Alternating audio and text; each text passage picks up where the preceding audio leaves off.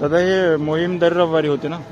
हो, आपली नित्यपूजन असते दर रविवारी सकाळी 8:15 वाजेपासून आपलं सुरू होते नित्यपूजन आणि नागपूरभरामध्ये आपलं 7 ते 8 जागी आता नित्यपूजन सुरू आहे. मानेवाडा चौक, गणेशपेठ, शुक्रवारी तलाव, दिघोरी, बीडीपेठ अशा तब्बल 7 ते 8 जागेत आपलं नित्यपूजन सुरू असते रोज सकाळी 8:15 वाजतापासून. तर याच्यामध्ये असते की फक्त आपलं महाराजांची म्हणजे पूजन आणि महाराजांचं हार आणि आरती केलेलीच नाही तर आपल्याला महाराजांचे विचार सुद्धा लोकांपर्यंत पोहोचवायचे आहे, ते आपलं मेन असते. तर आधी नित्यपूजन असते, नित्यपूजन झाल्यानंतर आपण महाराजांची आरती करतो आणि महाराजांची आरती झाल्यानंतर एक सेवा अध्यक्ष असते. सेवा अध्यक्ष म्हणजे सेवा आणि अध्यक्ष या 2 शब्दांचा समावेश. तर तो त्या दिवशीचा अध्यक्ष असतो. आजच्या दिवशीचे अध्यक्ष आपले अथर्वदादा आहेत. तर अथर्वदादा काही बोला. जय शिवराय. काही सांगा आता महाराजांची पूजा आपण कशासाठी करतो? काही वर्षाआधी व्हायचं पूजन, पण जे श्री शंभू स्वयंसेवक संघटन आहे त्यांनी हा खूप उत्तम प्रकारे एक मोहीम सुरू केलेली आहे. त्यामुळे आपण जे झोपलेले मावळ्यांना पुन्हा जागू शकतो. रविवारी एक दिवस म्हणजे कोणी सहसा देऊ शकतं, रोजचं तर नाही जमत, पण रविवारी एक दिवस देऊन आपली जी सेवा आहे महाराजांप्रती, आता आपल्या हातात गड नाही पण महाराज त्यांची प्रतिमा आहे तर आपण त्याचं संरक्षण करण्याप्रती एक छोटी मोहीम उत्तम आहे. त्याला आम्ही जय सहकार. जय शिवराय. जय शिवराय.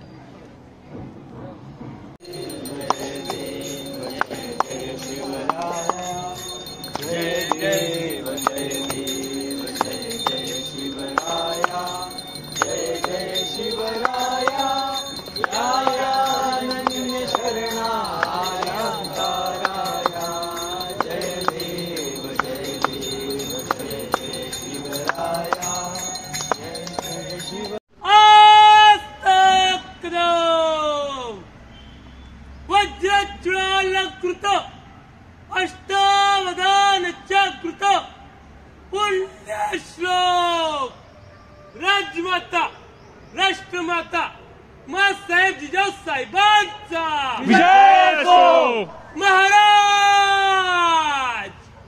गणपती गजपती अश्वपती सुवर्ण रत्न श्रीपती अष्टावधान चकृत अष्टप्रधान वेष्टित न्यायालंकार वंडित शस्त्रास्त्र शस्त्र पारंगत राजनीती तुरंतर प्रौढ प्रताप पुरंदर क्षत्रिय कुलावतांस सिंहासनाधीश्वर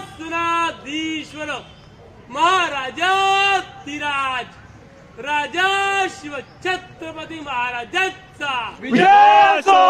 राजा शिव छत्रपती महाराजांचा विजय असो.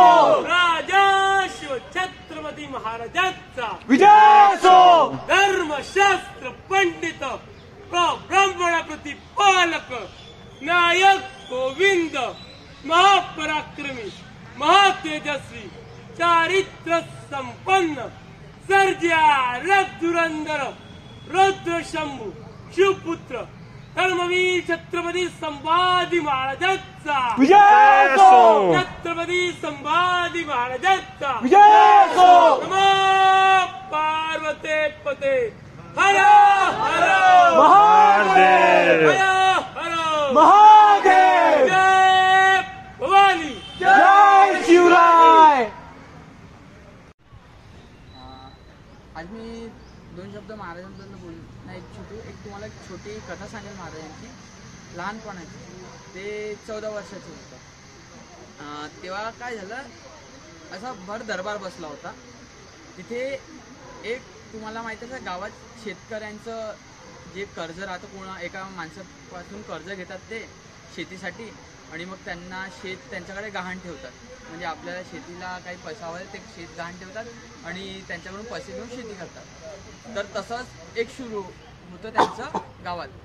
तर त्यावेळेस काय झालं, तो जो शेतकरी होता त्यांनी तिच्या म्हणजे जो त्यांचा मालक होता त्यांनी सर्व शेतकऱ्यांची जमीन हडपून घेतली.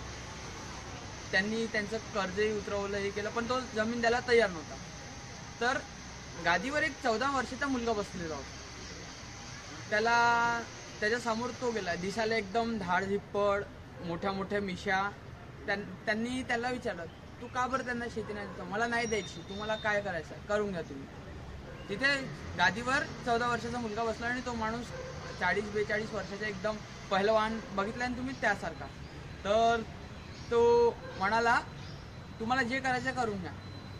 महाराजही आपले लहान वयात, त्यांना काय, त्यांनी त्याला बघून भर दरबारात एक म्हणलं, याला म्हणे याला कारावास द्या म्हणे. जेव्हापर्यंत हा कोणाची जमीन वापस नाही करत आणि त्यांच्या जमिनीत जेव्हापर्यंत तो काम नाही करत त्यामुळे त्याची कारावास सुटका नाही झाली पाहिजे म्हणे.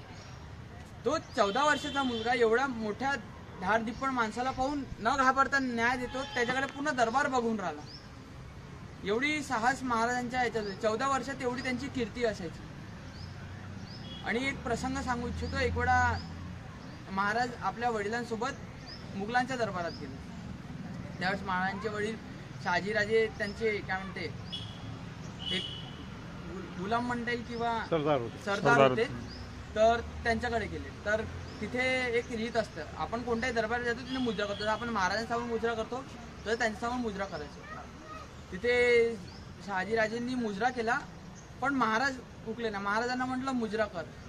त्या भर दरबारात महाराज 4 पाऊल मागे आले आणि त्या दरबारातून पळून गेले. हा साहस बघून तिथचे सर्व मुघल उभे झाले, हे काय केलं मुलांनी. पण त्यात शहाजीराजेंनी खुशी झाली की आता आपल्या स्वराज्याचा सूर्य उगवणार आहे. म्हणजे कोणीतरी एवढा साहस केला की मुघलांना त्यांचा म्हणजे अपमानच झाला. एक अपमानजनक हे करून भर दरबारातून 16 वर्षाचा मुलगा त्या दरबारातून निघालेला होता. एवढी साहस होता. आणि समोर तर तुम्हाला हळूहळू गोष्टी माहीतच पडेल. तर तसं एक महाराजांचं कीर्ती आहे. आणि एक सांगू इच्छितो, आता आपल्या येत्या 22 जानेवारीला राम मंदिर अयोध्येतलं आहे. तिथे तुम्हाला माहीत असेल मूर्ती प्राणप्रतिष्ठा आहे. एक गोष्ट तुम्हाला ठाऊक नसेल पण आपण जे मूर्ती प्राणप्रतिष्ठा होणार आहे तिथचे जे पुजारी आहेत ते आपले महाराजांचे ज्यांनी अभिषेक केला होता गागा भट्ट त्यांचे 12वे वंशज आहे. त्यांचं नाव आहे काशीनाथ देसाई म्हणून त्यांचं नाव आहे. पंडित लक्ष्मीकांत मथुरानाथ देसाई. ते तिथे प्राणप्रतिष्ठा करणार आहे. ते 81 वर्षाचे आहे आणि त्यांच्या हातून प्रभू श्रीरामांचं प्राणप्रतिष्ठाचं पूजन होणार आहे. तर सर्वांनी त्या कार्यक्रमाला अति लक्ष देऊन बघावे की फक्त तो कार्यक्रम म्हणजे प्राणप्रतिष्ठेपुरती नाही, तो आपल्या देशाचा मान आहे. आणि त्यामुळे छोट्या छोट्या गोष्टींनी मोठं काम होतं तर छोट्या छोट्या गोष्टींना भर येतो. एक जर आपण महाराजांची आज पूजा करतो, महाराजांच्या पूजेला काय लागतं, कापूर अगरबत्ती, हे ठीक आहे आपण हार आणतो हे आणतो बरं आहे, पण त्या छोट्या गोष्टीमुळे पण काम वाढतं. म्हणून कोणताही माणूस कमी नाही. तर त्या गोष्टी लक्षात ठेवून प्रत्येक गोष्टीकडे तुम्ही अनुभव घ्या. जय शिवराय.